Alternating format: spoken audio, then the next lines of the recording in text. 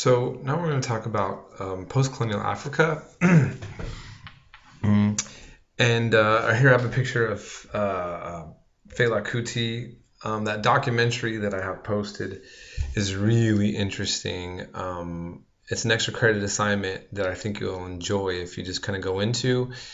Um, and I think you might. I mean, I discovered him through a friend, and he's become like a lifetime interest of just a musician in terms of just listening to his music, let alone the politics. He was a strange guy, delusional maybe in certain ways, but also very heroic and passionate and interesting.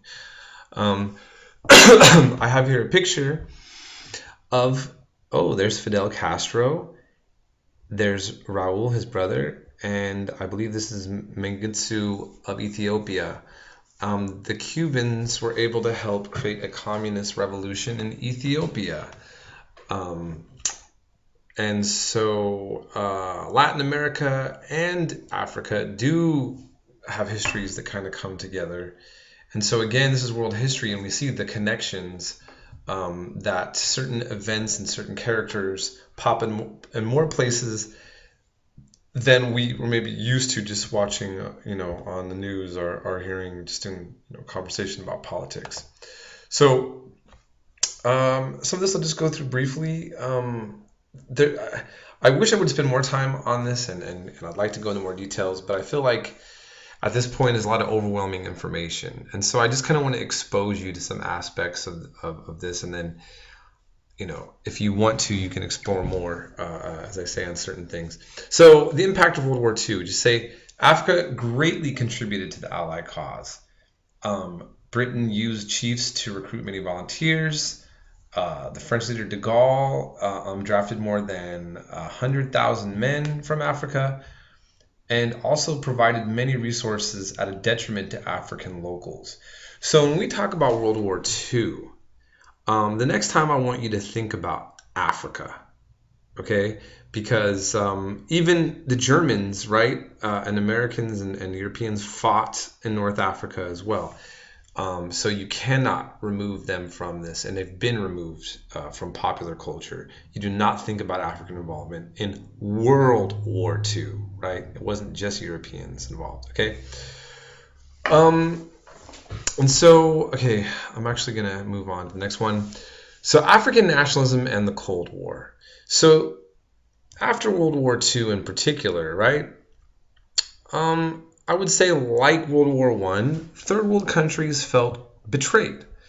The USSR was always able to kind of come in where liberal democracies, capitalist democracies were maybe on the wrong side of history or on the more complex. They were the colonizers. In other words, it was Britain and France. And just think about Casablanca, the movie, where it's in Morocco, and they talk about liberation against the tyranny of the Nazis while they're riding on the backs of the Moroccans throughout the entire film, and you don't even realize it, that the film is in Morocco, and that the Moroccans' freedom is completely irrelevant. Even Moroccans as people are relevant in the film.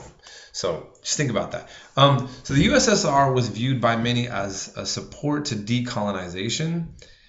Many African nationalist leaders and movements were their own version of socialist or even revolutionary communists. Other nationalists were skeptical of the West and the USSR. Because for many did see that, hey, the USSR is just trying to get their own foot in the door over here. We can't trust them or China or anybody else more than America. But at the same time, who are we going to get weapons from? How are we going to be able to disentangle ourselves from these colonial powers, get some backup, and then not just be stuck with a different master, so to speak, right? But you can even see the support of the Africans is a part of even like Chinese communism and so forth. North Africa. So again, just kind of quickly talking, World War II brought Germans, Italians, British, and American troops into North Africa. This disrupted French and Italian colonial possessions. Morocco and Tunisia were French protectorates, and Italy had lost Libya. So we don't think about Libya Italy, Morocco, and Tunisia with France. A lot of us, here in America, but European entrenchment was very, very thorough. Okay.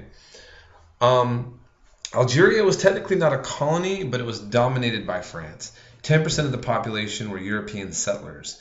So Algeria has a very significant impact on the French understanding of Middle Eastern Islamic contact and affairs due to this. Okay.